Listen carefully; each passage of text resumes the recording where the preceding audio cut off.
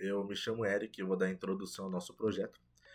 O nosso projeto tem como objetivo construir um ambiente distribuído, seguro, utilizando 3 máquinas virtuais separadas, com foco em segurança em camadas, autenticação centralizada, criptografia via TLS e controle de acesso baseado em permissões. A ideia principal foi simular um ambiente corporativo real, onde o front-end, back-end e banco de dados ficam isolados em diferentes camadas. Nosso ambiente foi dividido em 3 VMs. A VM1 funciona como uma camada de entrada no sistema. Ela possui o Nginx, responsável por receber conexões HTTPS e hospedar os front-ends e atuar como um reverse proxy para os back-ends. Nela também ficam os 2 sistemas, a Berenice e a Adobe. A VM2 é responsável pela lógica de aplicação. Ela hospeda as APIs Spring Boot e o Keycloak, que centraliza a autenticação e autorização. Já a VM3 ela é a camada de persistência. Ela roda MariaDB com 2 bancos separados, um para o sistema Berenice e o outro para o Adobe. Cada comunicação entre essas camadas utiliza TLS, ou seja, mesmo dentro de uma rede interna, os dados trafegam criptografados. A arquitetura foi segmentada em camadas para melhorar isolamento, segurança, escalabilidade e o controle de acesso. Olá, me chamo Felipe, vou apresentar um pouco sobre o TLS e HTTPS no nosso projeto.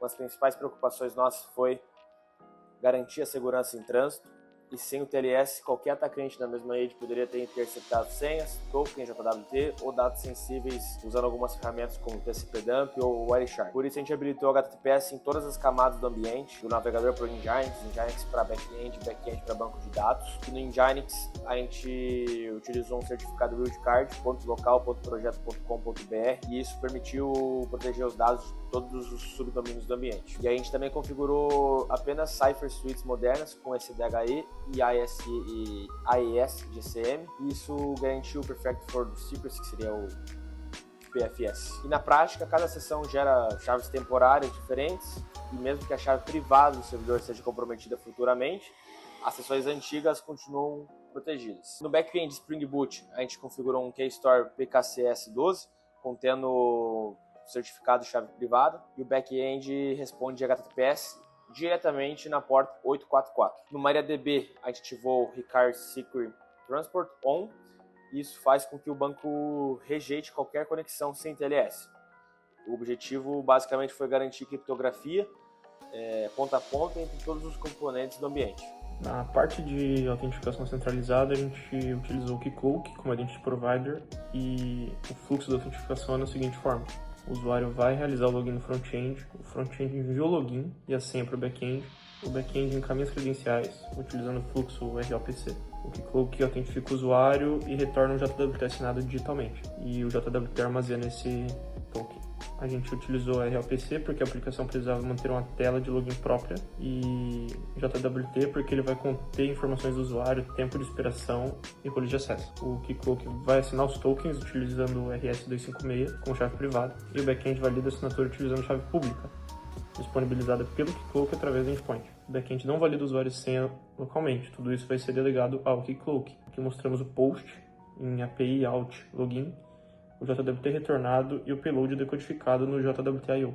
O token agora está autenticado e a gente vai mostrar como usamos as roles no JWT para controlar o que o usuário pode ou não acessar. Depois de autenticar o usuário, a gente precisa controlar a autorização, ou seja, o que cada usuário pode ou não fazer dentro do sistema. Esse controle foi feito a partir do acesso por roles, onde cada usuário possui uma role atribuída com as suas permissões. O admin tinha o role de admin, o usuário limitado para um usuário comum, o usuário do sistema 1 só tinha acesso ao sistema 1 e o usuário do sistema 2 só tinha acesso ao sistema 2. A gente utilizou uma pré-autorização nos endpoints, onde se a gente tentasse fazer uma requisição na API de produtos do sistema 1 com o sistema 2, com o usuário do sistema 2, essa requisição era negada, e vice-versa, se fosse no sistema 2 a gente tentasse fazer uma requisição com o usuário 1,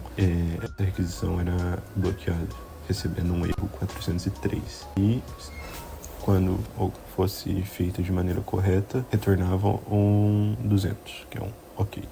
O banco de dados foi isolado na VM3. O MariaDB escuta apenas a interface interna, 192.168.1.101, ou seja, não existem conexões externas diretamente ao banco.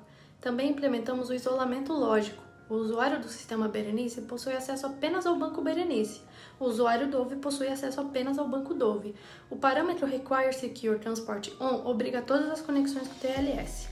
Também desabilitamos o local em file 0. Isso evita a leitura arbitrária de arquivos através de SQL. O back-end originalmente rodava como root. Isso era uma vulnerabilidade crítica. Criamos usuários dedicados sem shield, home ou senha, mesmo que um atacante comprometesse o processo. Ele teria acesso extremamente limitado ao sistema operacional. As credenciais também foram removidas do centro do JAR e externalizadas em arquivos separados. As principais vulnerabilidades corrigidas foram TLS legado removido, Coarse Wildcard removido, back-end rodando com root corrigido, keycloud em HTTP corrigido para HTTPS, banco sem TLS corrigido e secure headers adicionados. O projeto demonstra que segurança não depende apenas de um único componente, ela precisa ser aplicada em todas as camadas: rede, autenticação, autorização, aplicação, banco de dados e sistema operacional.